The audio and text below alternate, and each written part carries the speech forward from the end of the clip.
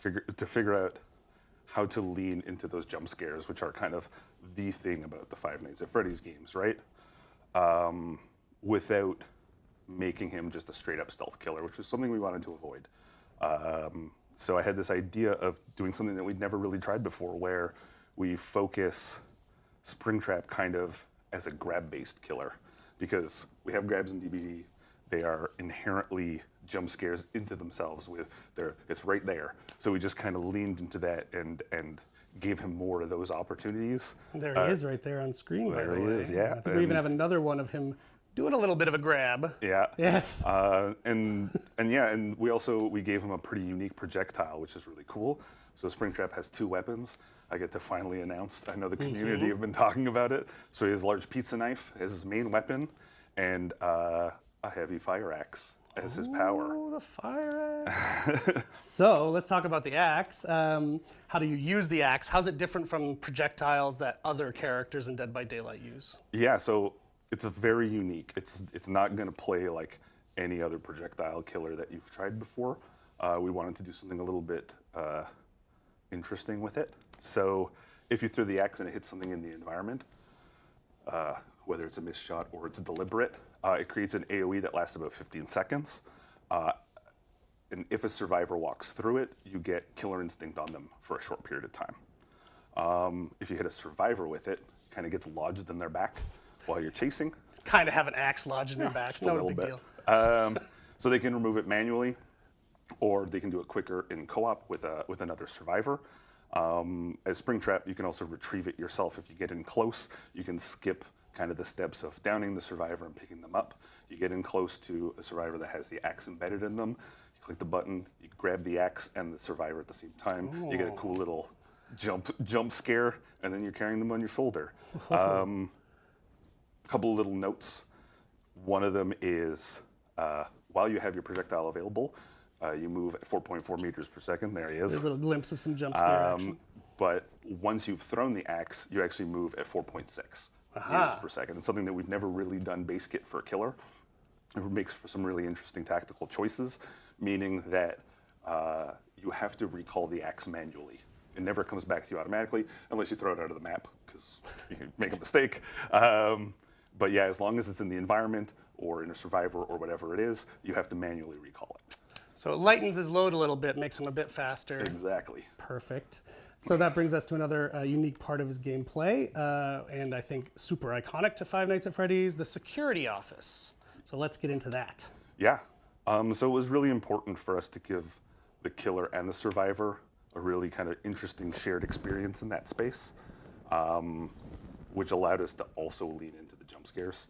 And some of the ways we came up with was to introduce the security office, which is part of any trial that Springtrap is the killer. It's part of his power, but it acts as kind of a transitionary space. So we have 7 doors that appear randomly around the map at chest spawns, and these can be used by survivors or killers to teleport around the map. Yeah, there be a door. There it is. And survivors can also use them for surveillance. So as a survivor, you interact with the door. It brings up the camera view. You'll get the kind of iconic map view in the bottom right of all the different cameras. On the bottom left, you'll see your battery power, which we'll talk about in a second. You can see what's going on in the other doors. You can switch between doors. If you see something that, if it looks safe on the other end, you press the button, your character goes into the security office, and then it's kind of like a hands-off, almost like a theme park experience where you see this first-person view going through the office, which is really cool. And one thing you mentioned, again, just in case we have new folks playing, regardless of what map you're playing on, this functionality, the security room will be there as long as Springtrap is the killer in the match. Yeah, exactly. And as a survivor, if you happen to see Springtrap through a camera, if you train your camera on him for a few seconds, he'll be revealed for a little bit for the whole survivor team. And what about if, what if Springtrap goes in at the same time as a survivor goes in at a different door and they meet? Yeah, so since they can both use the doors in the security office, we wanted to make sure that there was an opportunity for that interaction. So if a survivor is moving through that space from one door to the other, and Springtrap, excuse me, chooses one of those 2 doors, whether the one they're coming from or the one they're going to, he'll interrupt them in the security office for a fun little surprise. Ooh. Awesome. I love all the little touches that the team has planted in there like that. I think the fans are really going to love it, including this. You mentioned the battery. Managing the battery is part of this as well. So how's that work in DBD? Yeah, so survivors share a universal battery. It's shared amongst all of them. It drains a little bit, kind of ticks down per second while you're using the cameras. We didn't want players to just be the man in the chair and just sitting there and telling all their friends. So it drains a little bit using the teleporter to move around the map, takes off a big old chunk in one shot, and then you have to kind of manage that battery as a team. It slowly recharges on its own over time, but you have to kind of manage when and where you're using it. If the battery does run out, the security system, which is kind of the doors, the cameras, the office, goes into shutdown mode for 45 seconds. But Springtrap is not affected by the battery. So if the survivors have kind of overplayed their hand and they shut the security office down, they've kind of given up their one bit of power in this chapter, and Springtrap can still use the doors and bounce around and do whatever he wants. Dangerous. Fantastic. But what about disabling the doors? Yes. So to go back to the axe, if the killer hits either a camera or a door, the whole thing, with their axe, that door and the camera becomes unavailable to survivors. They can't use it to teleport away, they can't teleport to that door, and they can't see through the camera that's been disabled. Got it. When the killer retrieves it, that effect lingers a little bit. It becomes a really cool way of like, I need to scope this area out, but I don't want to be revealed or seen. You can disable the door, move around, use it to fake the survivors out. Got it. But it's not permanent. The door can be used again after the axe has been retrieved. Cool. Unless it's in shutdown, which means the survivors can't use it anyway. Right. Cool. Okay. So speaking about moving around the map, which it sounds like we have a new exciting way to do that. One of the coolest things about the chapter, in fact, is the map. Freddy Fazbear's Pizza is now a new map, a new level within Dead by Daylight for DBD fans, specifically in the Withered Isle realm. So what can you tell us about the map? Yeah, so the art team and the level design team, much like me, they did a ton of research. And like, I don't say this just because we're doing the stream here, but it's becoming one of my favorite maps. I love it so much. In the same way that we worked hard at kind of integrating a lot of opportunities for jump scares into the killer gameplay, their team really wanted to make sure that they did the same when it comes to things like Easter eggs and scares around the map. So it really pays off if you're kind of an exploratory player a little bit.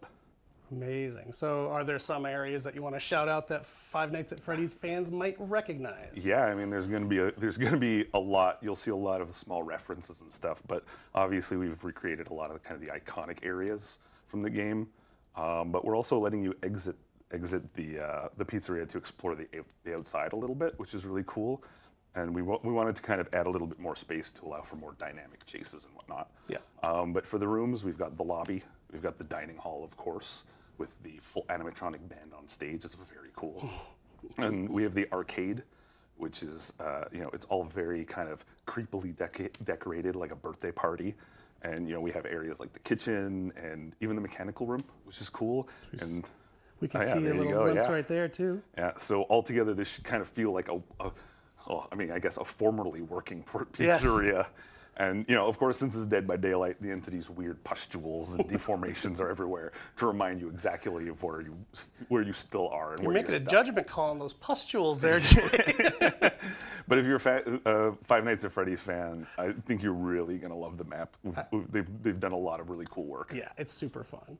And it looks really good, too. The art team did knock it out of the park.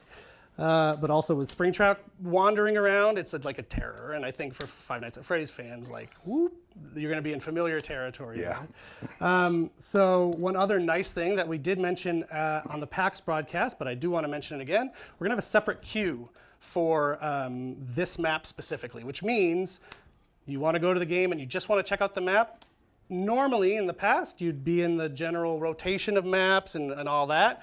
Now you can go straight in just to the pizzeria without having to hope that you get there. So it's going to be its own queue when you join the game. Yeah, and that's a feature that's going forward with any chapter with a new map. Perfect. We'll have a unique queue for that new map, which is really cool. Perfect.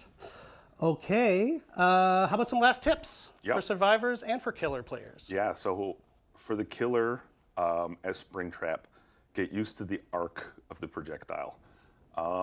As I said, it's super unique compared to other projectile killers. We've done something that really allows you to kind of pull off some pretty gnarly trick shots. We've seen some really interesting ones on our internal playtest. It's been super fun. So test that out, get used to it, and take advantage of the jump scares. Oh yeah. Especially if you're playing with your friends, hearing them shout in your ear is always a great time. Yes.